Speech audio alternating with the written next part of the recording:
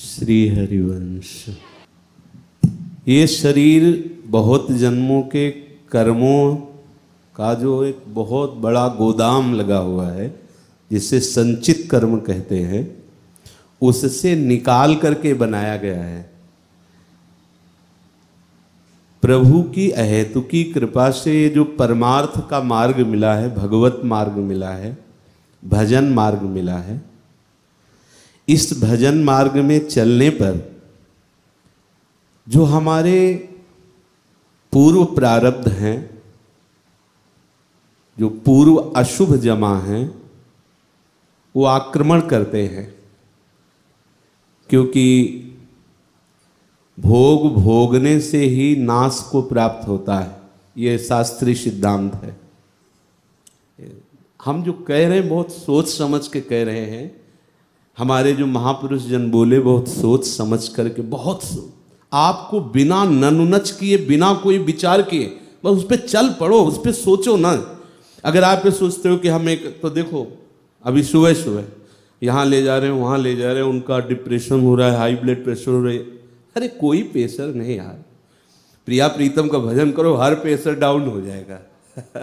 और भजन का भजयाम सेवा है, जो सेवा परायण है। एक बार श्रीधर बाबा, बहुत कृपा रही उनकी, बहुत ही बड़े महापुरुष, चूंकि एकदम छुपे हुए एकांतिक थे, किसी से कोई परिचय नहीं, किसी का आना जाना नहीं, और ऐसी ऊंची स्थिति थी, हमने देखा है उनको। मतलब कई वर्ष सेवा का सौभाग्य मिला तो देख, कभी कभी हिम्मत नहीं पड़ती थी छूने की।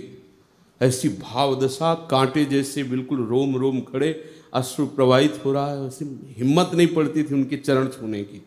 चरण दाबने जब जाते थे तो एक बार हमने उनसे कहा कि कभी कभी बड़ी अशांति हो जाती है। बोले भजन करने वाले को ये होती है, पर जो भजन के साथ सेवा करता है उसको नहीं होती। आप सेवा करते हो?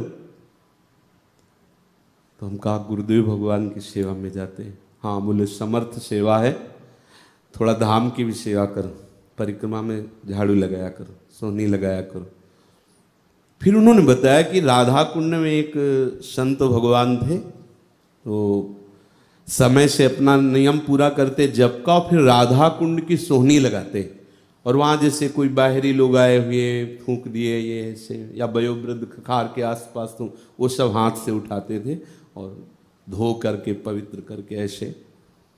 एक दिन उन्होंने देखा कि वो सोहनी लगाकर बैठे हुए नाम चिंतन कर रहे थे, तो एक काला पुरुष आया, वृद्ध जैसा, बड़ी दुर्गंध आ रही थी, पर वो कांप रहा था।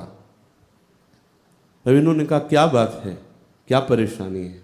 तुम आके हमारे सामने खड़े हो गए हो, लेकिन तुम कांप रहे। बोले हमारी हिम्मत नहीं पड़ रही थी आपसे बात करने की, मैं आपका अशुभ प्रारब्ध हूं। ओ, तो क्या तुम्हारा स्वरूप है? तो उनका 12 वर्ष तक गलित कुष्ठ के रूप में मैं आऊंगा तुम्हारे शरीर में, पर मेरी हिम्मत नहीं पड़ रही कि मैं तुम्हारे शरीर का स्पर्श कर सकूं। पूज्य श्रीधर बाबा ने सुनाया था। तो उन्होंने कहा 12 वर्ष हमारे पास समय नहीं कि हम तुम्हें लेकर बैठे रहें। देखो प्रारब्ध ऐसे नहीं पूछता, वो तो आके गिरा ही देता है। जाओ, हमारे पास समय नहीं। दूसरे दिन आए, उन्होंने कहा रात दिन मिलाकर के हम 6 वर्ष में भुगा देंगे, आप स्वीकार कर लो। तो 6 वर्ष बहुत समय होता है। ऐसे कई दिन आने पर फिर उसने कहा भोगना तो पड़ेगा आपको, क्योंकि हमारा भी मान रखना पड़ेगा। तो उनका 24 घंटे देते हैं तुम्हें, तो उनका कोई औषधि नहीं लोगे, कोई सेवा नहीं करेगा। बोले वादा पक्का। एक कमरे में बाहर से ताला लगवा दिया और शिष्यों से कहा कि हम कितना भी चीखें, चिंता मत करना, 24 घंटे की केवल लीला है, इसके बाद हम निकल आएंगे। सबको पहले से जो ही उन्होंने कहा हमें स्वीकार है, तो नख से लेकर के सब गलित कुष्ठ, पीप, दुर्गंध, 24 घंटे भयंकर त्रास।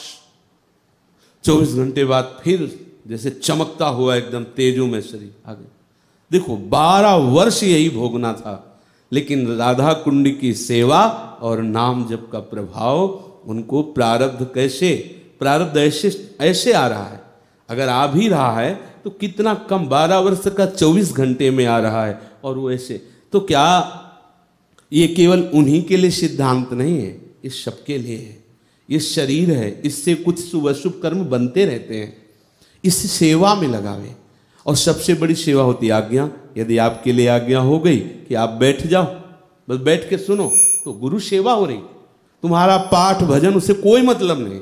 हमें मतलब है कि हमारे गुरु ने आज्ञा की, हमें ये सेवा है, बोले कुछ समझ में आता, कुछ लाभ मिलता हो, हमें इससे मतलब नहीं। हमारे गुरु ने आज्ञा की बैठे बैठे।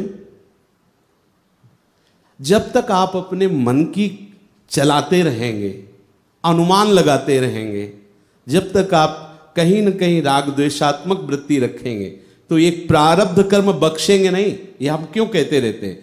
क्योंकि लक्ष्मण रेखा के बाहर हुए तो ये प्रारब्ध आपको बिल्कुल परेशान कर देंगे, और लक्ष्मण रेखा के अंतर्गत रहे तो ये प्रारब्ध आएंगे। ऐसा हम नहीं कहते कि नहीं आएंगे, आ सकते, पर परेशान नहीं कर सकते। ये जो उपासक होता ना कि ऐसे, ये नहीं होता। नाम में इतना हाई करंट है, मंत्र में इतना हाई करंट है, कोई प्रेशर तुम पे डाल ही नहीं सकता, कोई नहीं डाल सकता। त्रिभुवन का कोई भी व्यक्ति, वस्तु, स्थान, ग्रह, नक्षत्र, दैवी शक्ति कोई भी नहीं डाल सकता। तो अगर आज्ञा में रहोगे और सेवा, ये पक्का अच्छे से दिमाग में समझ लो, सेवा ही तुम्हारे अशुभों का नाश करेगी। कहीं कोई सेवा ले लो, किसी संत महात्मा की, कुछ भी ऐसा, अगर ऐसी कहीं सौभाग्य हो कि उनका बाथरूम शौचालय साफ करने को, लेकिन ये सबको पचेगा नहीं ना, वो अभिमान ऐसा। अगर परमहंस राम मंगल दास जी अयोध्या के बड़े सिद्ध संतों में हैं, वो जब आश्रम के सब सो जाते थे तब 2 बजे उठते थे, और आश्रम के शौच बाथरूम सब साफ करके फावड़ा तसला लेके अयोध्या की सरयू के किनारे आसपास गलियों में जो बाहरी दर्शनार्थी लोग शौच कर जाते थे, उसे बटोर करके और बालू के नीचे दबाकर सरयू का जल छिड़क करके पावन सुबह आके आसन में बैठ जाते थे। ये बड़े बड़े महापुरुष क्यों ऐसा करते थे, ये समझना होगा। हम कहीं रज छू न जाए, कहीं हमारे अभिमान में ठेस न लग जाए और हम भजनानंदी बनते हैं। कैसे भजनानंदी बनते हैं? ये जो अपने को सबसे नीच समझने की बात आती है ना, तभी आएगी जब किसी धाम, संत, श्री जी, वैष्णवजन या कोई भी ऐसा जो भगवत स्वरूप परेशान नजर आ रहा है उसकी सेवा करने को मिले। सेवा से बहुत लाभ मिलता है, सेवा से भयंकर अशुभ नष्ट हो जाता है। एक बार हम परिक्रमा नित्य सुबह देते थे, सूर्य उदय होते होते परिक्रमा हो जाती थी वृंदावन धाम की, 10वें वर्ष ऐसा। तो एक केशी घाट में ऐसे कोने में देखते तो ऐसा लगता कोई पड़ा है, और अंधेरे का समय सुबह होता है, इधर से जब शुरू करते, उस समय टार्च ये सब व्यवस्थाएं नहीं थी अपने पास। तो एक दिन मन में आया कि नज़दीक तो चलो देखो जिंदा है या मुर्दा है। तो नज़दीक गए, शौच, पीप, सब हजारों चीटे, हजारों उनके शरीर, ऐसे उनको हिलाया, बाबा बाबा राधे। हमारी तरफ देखा, अरे हम कहा ये तो जिंदा है और इनको कोई देख नहीं रहा। तुम कहा बाबा हमारे पास ना तो धन है और ना हमारे वास की व्यवस्था है, हम क्या आपकी सेवा कर, हमारा हृदय ऐसा होता है कि आपकी सेवा करूं, क्या कर सकता हूं? तो उन्होंने धीरे से कहा कि सुदामा कुटी हमें छोड़ सकते हो? तो हाँ, उनको ऐसे उठाया, सब लग गया था, ऐसे उठाया, कांधे पर, तगड़ा शरीर था और उस समय ज़्यादा रोग प्रकाशित नहीं हुआ था, तो उनको ऐसे गोद में उठा सुदामा कुटी ले गए। बारंडे में वहाँ सब संतों के आसन लगे होते हैं, तो एक जगह खाली जगह दिखाई दी तो उनको ऐसे लिटा दिया। तो दूसरे संत आके डांटने लगे, ऐसा किससे अनुमति ली? अरे हम कहा संतों का आश्रम है, संत परेशान है, अनुमति की क्या जरूरत है, और यहाँ कोई ऐसा है नहीं कि कोई आ नहीं सकता। तो वहाँ लिटा दिया और उनसे कहा आप आनंद से लेटिए, अब हमारे पास इससे ज़्यादा कुछ हम कर ही नहीं सकते ना। और गोपेश्वर जल चढ़ाने जाते थे, तो सुबह सुबह यमुना स्नान करके परिक्रमा करते हुए गोपेश्वर में जल चढ़ाना, ऐसा कुछ नियम थे पहले जब संन्यास मार्ग से। तो जल चढ़ाने गए, सुबह उनको जल दिया, तो उन्होंने ऐसे नज़दीक बुलाया और जैसे माँ दुलार करती है ना, ऐसे ऐसे ऐसे हमारे करते रहे। तुम कहा बाबा हमारी इच्छा है 2 बार राधा राधा हमें बोल दो।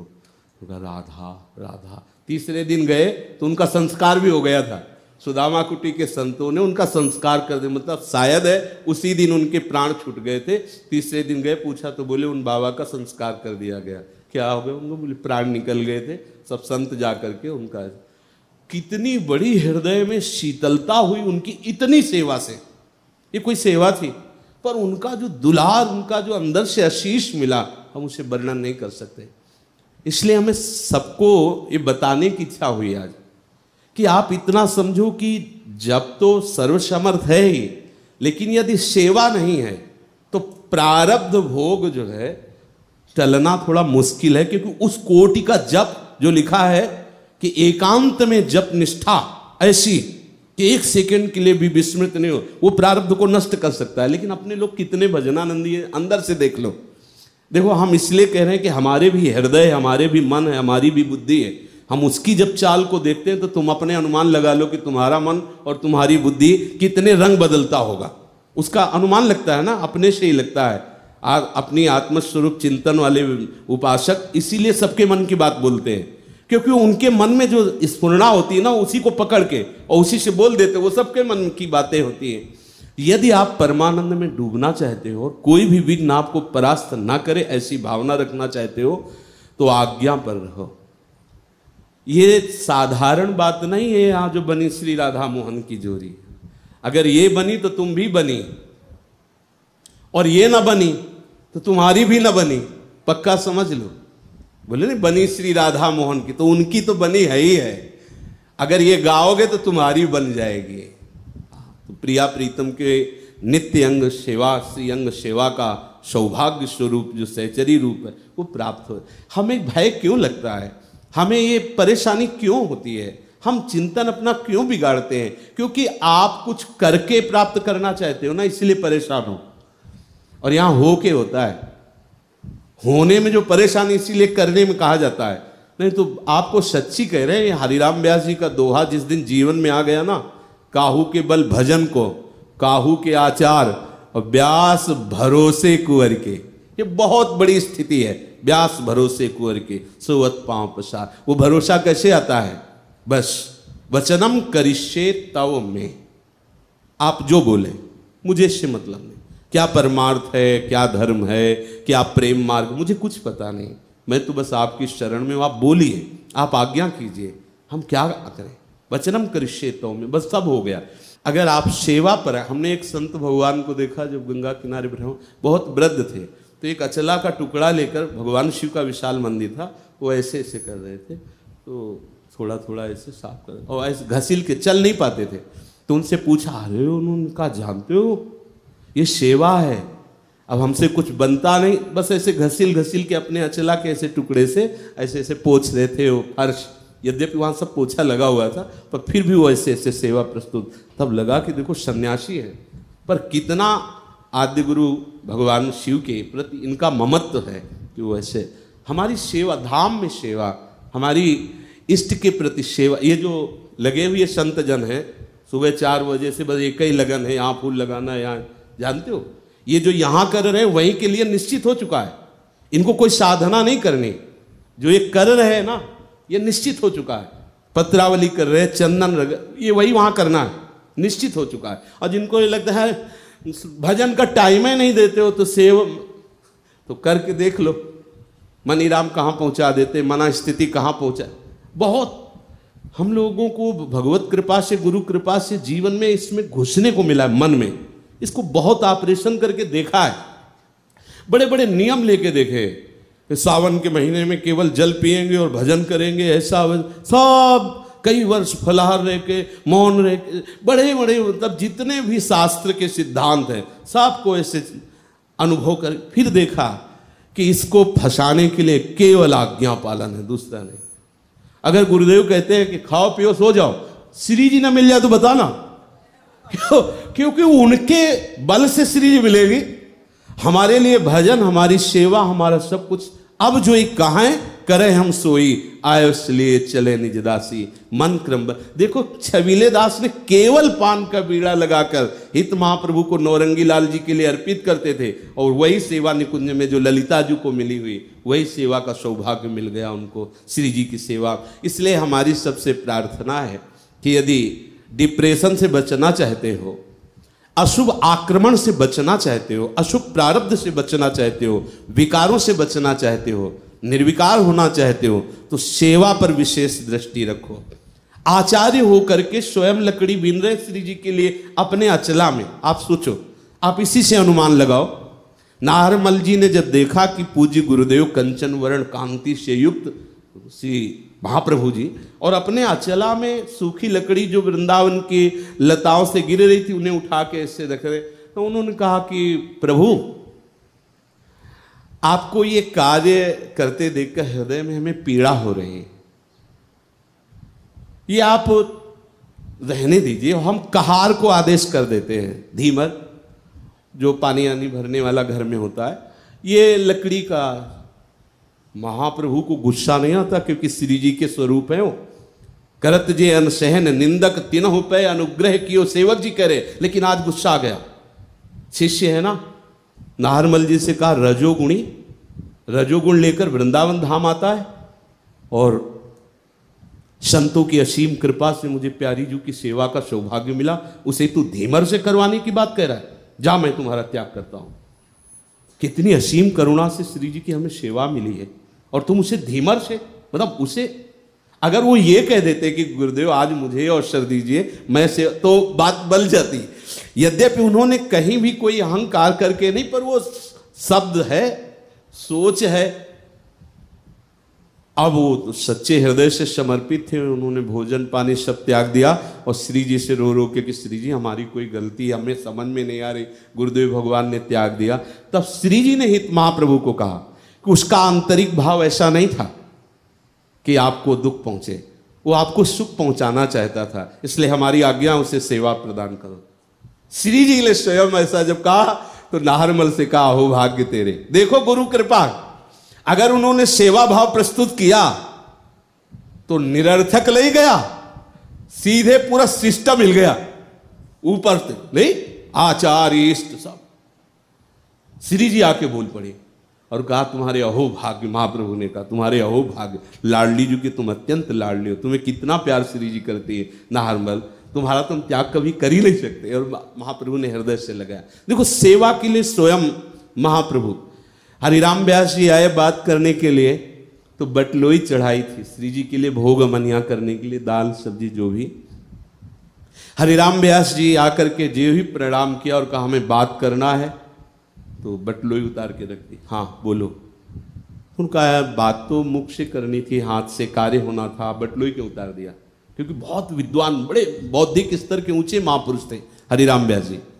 तो महाप्रभु ने कहा यहां ऐसा नहीं, यहां तो श्री जी में डूब करके ही सेवा की जाती है। अब हम तुमसे बात करेंगे और श्री जी के लिए भोगमनिया करेंगे, हमसे नहीं हो सकता ऐसा, दो काम नहीं हो सकते, एक ही काम होगा। हाँ आप बात करो, क्या प्रश्न है आपका? तो मैं आपकी शरण में आया हूं इस प्रेम रस को प्राप्त करने के लिए। श्याम श्यामापद कमल संग शिरनायो, एक ही उपदेश किया है, यह जो एक मन बहुत ठोर कर कहे कोने सच पायो, जहां तहां विपति जार जुगती लो, प्रगट पिंगला गाय, द्वैत रंग पर जोर चढ़त हट परत कौन पैधायो, कही धो कौन अंक पर राखे जो गनिका सुत जायो। जय श्री हरिवंश प्रपंच बंच सब ये काल ब्याल को खायो, यह जिय जाल श्याम श्यामा पद कमल संग शिरनायो। इसी पद ने हरिराम व्यास जी को महान रसिक बना दिया कि रसिकाचार्य से स्वामी जी महाराज और हरिवंश महाप्रभु स्वामी जी से हरिदास जी समान आदर देते थे, अपने समान आदर देते थे। तीनों समान विराजमान होकर के प्रिया प्रीतम की रसमयी चर्चा करते थे, महाप्रभु और हरिराम व्यास जी और स्वामी श्री हरिदास जी महाराज। सेवा पद्धति के बिना शरीर, जो पीछे प्रसंग में आया था कि जो नाम जप करने वाले हैं वो प्रारब्ध को नष्ट कर सकते हैं, लेकिन ज्ञानी जनों को, बोध संपन्न जनों को भी प्रारब्ध भोग भोगना होता है, ऐसा आया था उसमें। क्योंकि आम ब्रह्मास्त्र में सेवा पद्धति गौड़ हो जाती है, वहां सेवा भाव किससे, द्वैत हो तो सेवा होना, सेवक स्वामी भाव, सेव्य सेवक भाव तभी बन सकता है जब भेद रखा जाए, तभी भक्ति में भेद प्रदान किया जाता है।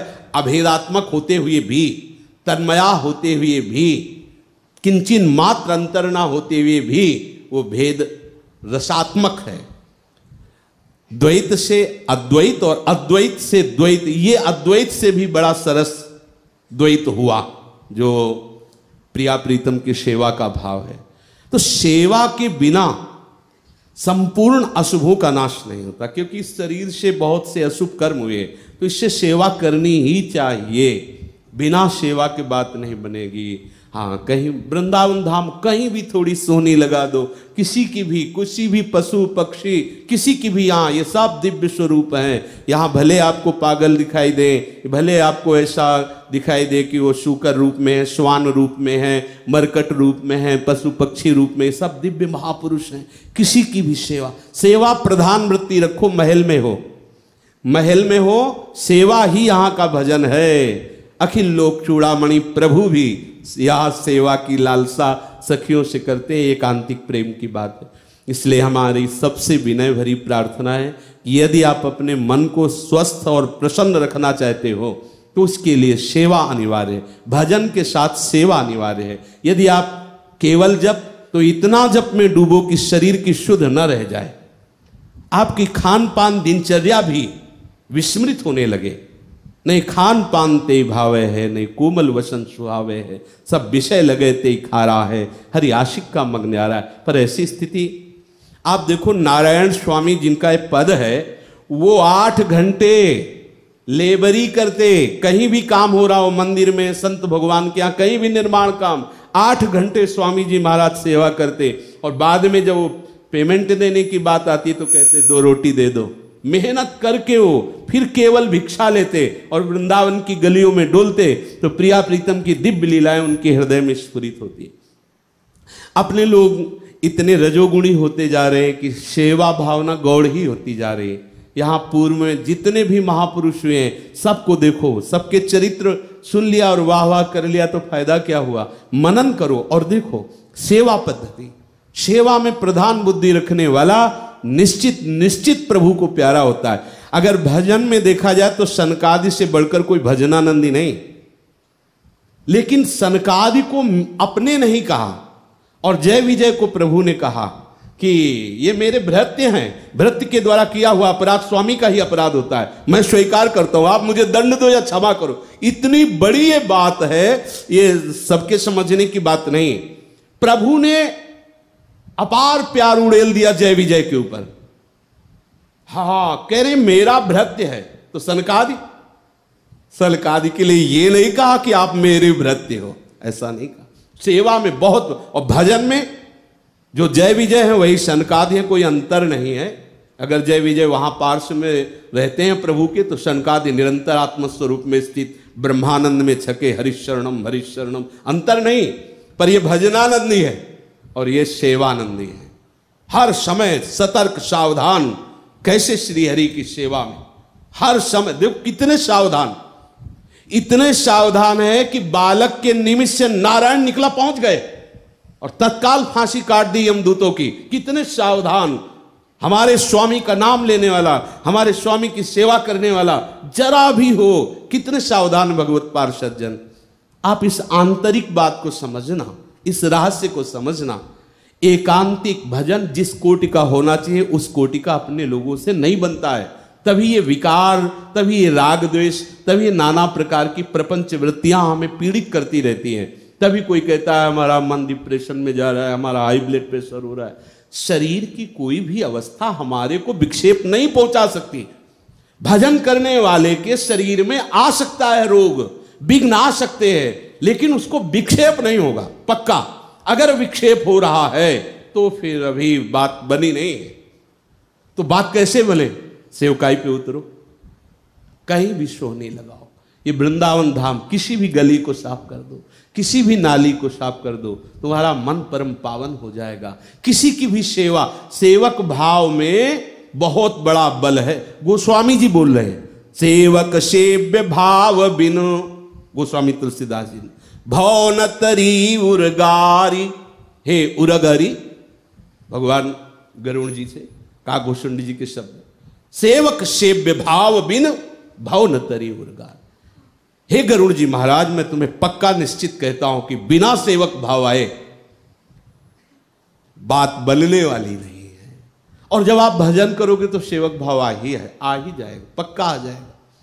पूज्यपाद उड़िया बाबा जैसे ब्रह्मबोध संपन्न महापुरुष भी सेवा परायण थे। उनकी जीवनी पढ़ के देखना, जीवनी पढ़ के देख। किसी ने एक बार पूछा बाबा से कि बाबा आप साक्षात ब्रह्म हो, तो उनका तुम ब्रह्म को दृष्टि से देख सकते हो, नेत्र से देख सकते हो? अगर कह दे हाँ तो अज्ञान की बात है, क्योंकि ब्रह्म स्वरूप ही है, उसको दृष्टि से कैसे देखा जा सकता? वो तो स्वरूप ही है। ब्रह्म दो थोड़ी है, वो तो जो एक है वही स्वरूप है। जो उड़िया बाबा का स्वरूप है वो अपना स्वरूप है, वही भगवान शंकर का स्वरूप, स्वरूप में थोड़ी अंतर है। तो उनका बाबा फिर आप क्या हो? तो उनका चराचर जगत का सेवक हो। बाबा के शब्द बाणी में पढ़, आश्चर्य होता है कि ऐसे अद्वैत निष्ठा के सिद्ध महापुरुष ऐसे, तो उसमें शोध हुआ बाबा की इस वचन पर, क्योंकि महापुरुष को ऐसे व्यर्थ वचन नहीं बोलते। स्वामी अखंडानंद जी आज बड़े बड़े बोले ये केवल भगवान की स्थिति, चराचर का सेवक कौन है? इसीलिए वो चराचर के स्वामी है। आप देख लीजिए, राजस्वी यज्ञ में अग्र पूजा हुई ना, तो सबके चरण धोएला। ये रीति है, ये रीति है। जो सबका सेवक है वही भगवत स्वरूप में स्थित हो जाता है। तभी तो कहा है, हो सबको निज दास, सेवक जी महाराज, सब अनन्य साचे सुविद, सबको हो निज दास।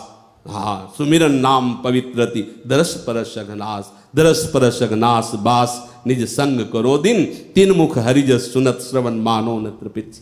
इसलिए भाई आंतरिक रहस्य को समझो। आप धामवासी हो, 4 फूल लेके गूंथ दिए, श्री जी की एक ऐसे बना दी, झुबिया बना दिया, हो जाए थोड़ी सेवा, थोड़ा सा कुछ श्री जी के धाम की, रसिकों की, या किसी को भी जिसको सेवा की आवश्यकता नजर आए, कोई वयोवृद्ध है, कोई ऐसा, किसी की भी, पशु पक्षी किसी की भी सेवा, वो सेवा आपको सीधे भगवत स्वरूप में स्थित करेगी। अगर आप पशु की भी सेवा कर देते हैं तो आप श्री जी का दुलार प्राप्त करेंगे, क्योंकि उस श्री जी के महल का है या धाम। और कहीं भी चराचर जगत में सेवा करने का अधिकार हमारा सबके प्रति है, पशु पक्षी सबके प्रति। हम अगर अपने को सेवक भाव में कर ले तो फिर स्वामी की महिमा जानना मुश्किल नहीं होगा। और अगर सेवक भाव ने किया तो हम देख रहे हैं, महीना 2 महीना मान सकते हैं कि आप एकांत में बैठ के माला घुमा ले, इसके बाद प्रपंच शुरू हो जाएगा, क्योंकि आपका जो अशुभ है वो जब आक्रमण करेगा तो आपके पास वो सामर्थ्य नहीं है। सेवक में बड़ी ही महान बुद्धि प्रकट हो जाती, महान बुद्धि जो भगवत स्वरूप होती है। देखो, सेवक भाव में विराजमान से हनुमान जी महाराज है, राम जी के चरण ही ऐसे लिए रहते हैं, और वो ऐसी सेवा कौन करेगा? राम काज कीन्हे बिन मोह कहाँ विश्राम। वो अपने को बोल रहे हैं मैं अधम हूं, लेकिन उनको बोला जाता है ज्ञान इनाम अग्रगण्यम बुद्धिमताम वरिष्ठम। हाँ, बुद्धिमानों में सबसे श्रेष्ठ और ज्ञानियों में अग्रणी है। पर भाव कैसा रहता है? सेवक, सेवक स्वरूप। असमय अधम सखा सुनु मोहू पर, कैसा कैसा सेवक भाव, कैसा दैन्य भाव। ये आंतरिक हम हृदय की बात कह रहे हैं। भजन के साथ साथ सेवा पद्धति का विस्तार करो। किसी की भी सेवा में अगर आपको कभी अवसर दे, पूज्य श्री महाराज जी ने, सदगुरुदेव भगवान ने कहा था, यदि प्राप्त सेवा का तिरस्कार कर दिया जाए तो क्या हुआ, भजन भी अंतर्ध्यान हो जाता है प्राप्त सेवा का। मानो कभी ऐसा कुछ अवसर दिखाई दिया और ऐसी लगा कि प्रभु प्रेरणा कर रहे हैं ये सेवा करने की, पड़े रहने दो ऐसा, या गुरुजनों की द्वारा दी हुई आज्ञा, अरे तुम सेवा के भजन के लिए काम में लगाए रहते हैं, यहाँ पोछा लगाओ, यहाँ सोनी लगाओ, ये क्या है? सीधे जो बनना है वही तो है। हमें क्या बनना है? महाप्रभु हरिवंश चंद्र जी कह रहे हैं कि मार्जनी श्याम, या तो मुझे सोहनी बना लो या सोहनी लगाने वाली बना लो। ये श्री धाम वृंदावन है। कितने ऐसे महापुरुष हैं जो सोहनी लगाते लगाते श्री जी की नूपुरों की ध्वनि सुनी। अगर आप कह दो कि सेवा कुंज की बात, तो पूरा वृंदावन सेवा कुंज है, पूरा वृंदावन ये सेवा कुंज है। कहीं ऐसा नहीं जहां सेवा कुंज ना हो, यहां सब जगह सब सहचरियां हैं और अपनी अपनी कुंज में श्यामा श्याम की सुख सुविधाओं का विस्तार किए हुए हैं। अब जैसे निधिवन राज, सेवा कुंज, राधा रमण जी, ये सब बड़ी बड़ी सखियों के कुंज हैं। इनमें जो प्रिया प्रीतम पदार्थ हैं तो राधा रमण हो, वही राधा बांके बिहारी, वही राधा वल्लभ, यहाँ 10-20 ठाकुर है क्या? हर सखी की कुंज में अलग अलग प्रिया प्रीतम जब समय में जाते हैं तो प्यार भरा वो नाम अपना दे देती है, 8 पैसे सेवा करती। प्रिया प्रीतम तो हमारे ही हैं, प्रिया प्रीतम 10-20 थोड़ी तो हुई ना सब सेवा कुंज। तो आपकी भी कुटिया में श्री जी आती है, आपके भी यहाँ श्री जी आती है, पर आप मानते नहीं, आप उन्हें फोटो मानते हो, तो मानते रहो, तुम भी फोटो बने रहो है। अगर आप उनको सही मानोगे कि मेरी प्यारी जो प्यारे जो विराजमान, मैं उनकी सेवा परिचर्या में हरिवंश बलिदासुरी, तो आपको अनुभव करा देंगे। इसलिए सब कोई सेवा प्रधान जरूर भाव रखो, कहीं ना कहीं सेवा की ऐसी वृत्ति रखो। अगर आपकी दिनचर्या में सेवा के प्रति भाव नहीं, तो समझ लेना प्रारब्ध को मिटा सके ऐसा भजन नहीं तुम में। और सेवा में अगर यहां का एक श्वान भी ना, कुत्ता भी ना प्रेम दृष्टि से देख लेगा तो प्रियाजू मिल जाएंगे। पता ये सीधा वृंदावन है, यहां धोखे में मत रहना, ये माया नगरी नहीं है, ये प्रपंच ब्रह्मा के द्वारा रचा हुआ नहीं है। हमारी दृष्टि थोड़ा साफ होगी तब आप देखोगे ये ब्रह्मा और माया और काल सबसे अतीत धाम है। और यहां जितने आ गए, जैसे नमक के समुद्र में 10-20 टैंकर दूध डाल दो तो मीठा थोड़ी हो जाएगा, नमक ही तो रहेगा।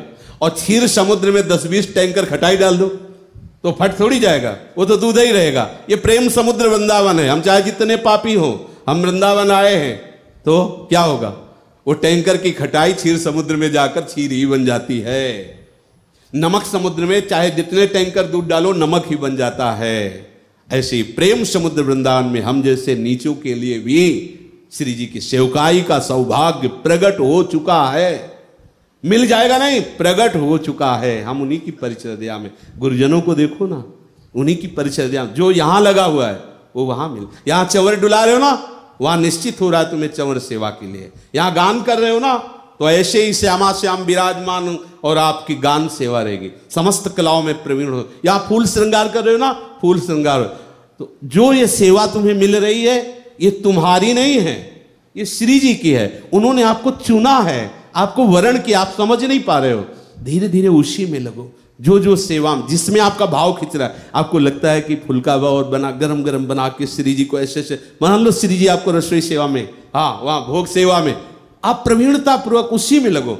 आपकी जिसमें रुचि बढ़ रही है श्री जी संबंधित सेवा में, तो आप समझ लो श्री जी आपको वो सेवा प्रदान करना चाहती है, उसी में प्रवीण हो जाओ, उसी में खूब भाव से लगो। बस ये जन्म हमारा आखिरी हो, ये निश्चय करो। ज्यादा समय नहीं रह गया, आगे का समय हमें भजन के लिए अनुकूल नहीं पड़ेगा, नहीं मिलेगा, क्योंकि भजनानंदी के बिना भजन होगा नहीं। और भजनानंदियों का घाटा होना शुरू हो गया है। अब भजनानंदियों के दर्शन होने बहुत दुर्लभ हो रहे हैं। धीरे धीरे इतना रजोगुण बढ़ता चला जा रहा है हमारी दृष्टि में, हमारी मन में, हमारी बुद्धि में, हमारी चित्त में, कि वो हमें प्रियालाल की तरफ जाने से पूर्ण रोक रहा है। हमें बस नाना प्रकार के प्राकृतिक भोग, प्राकृतिक सम्मान मान और ये वैभव, यही प्रिय लगने लगा है। और जबकि श्री स्वामी जी महाराज कह रहे हैं, कह हरिदास मीच ज्यों आवे त्यो है धन। कहाँ ऐसे रसिक मिलेंगे, कहाँ ऐसे भजनानंदी महापुरुष जिनके दर्शन से हमारा हृदय व्याकुल हो जाए प्रिया जी के लिए। अभी तो जो कुछ विराजमान भी है, विद्यमान भी है, आगे चल करके वो भी नहीं मिलेंगे, टूटा पड़ जाएगा धीरे धीरे। तो हम कैसे भजन कर पाएंगे, हम कैसे भजन कर पाएंगे बिना भजनानंदी महात्माओं के? कौन हमें गाइड करेगा, कौन हमारे आए हुए विघ्नों की रक्षा करेगा, कौन हमारे मन को प्रियाजू तक पहुंचाएगा? इसलिए बढ़िया अभी संयोग है, अवसर है, खूब नाम जप करो और सेवा प्रधान रहो। ये शरीर सेवा से, नहीं तो ऐसे रोग हैं वो आ जाएंगे, आपको ना तो लेटने लायक रखेंगे ना बैठने लायक रखेंगे, पक्का समझ लो। और सेवा परायण हो तो किसी भी रोग की सामर्थ्य नहीं कि आपकी उस सेवा सामर्थ्य को छीन ले, पक्का समझना। यदि आप निष्ठा से सेवा करते हो तो ये सुरक्षित रहेंगे, पक्का। क्योंकि वो सेवा कर रहे हैं ना, कोई प्रारब्ध ऐसा नहीं कि इसे नष्ट कर दे कि सेवा के लिए। हमने देखा है जो सेवा परायण जन है, हर प्रारब्ध उनका नष्ट हो जाता है और वो सेवा के बल से जीवन भर श्री जी की सेवा में, और अंत में तो दिव्य रूप में जाते ही। कोई ना कोई सेवा पकड़ लो, कोई न कोई सेवा भावना अंदर रखो। ये जो सेवा छोड़ करके भजनानंदी बड़े बनना चाहते हैं तो फिर ये नाना प्रकार के प्रश्न आ जाते हैं, काम क्रोध लोभ मोह मद मत्सर। और जो सेवा में होता है तो स्वामी की दृष्टि में रहता है, इसलिए प्रश्न का वहां कोई सवाल ही नहीं होता। यदि हृदय से वास्तविक अपनापन करके श्री जी की आप सेवा में रहेंगे तो प्रश्न नहीं, परीक्षा नहीं हो सकती। सेवक की परीक्षा नहीं होती, दास की परीक्षा नहीं होती, परीक्षा होती विद्वानों की, ज्ञानी की और महात्मा की, तपस्वी की, भजनानंदी की। दास की परीक्षा हो तो दास ही है। चाहे इधर आपके ही हैं, हम जैसे चाहो। अब जोई जोई प्यारो करे सोई में भाई। श्री राधा वल्लभ।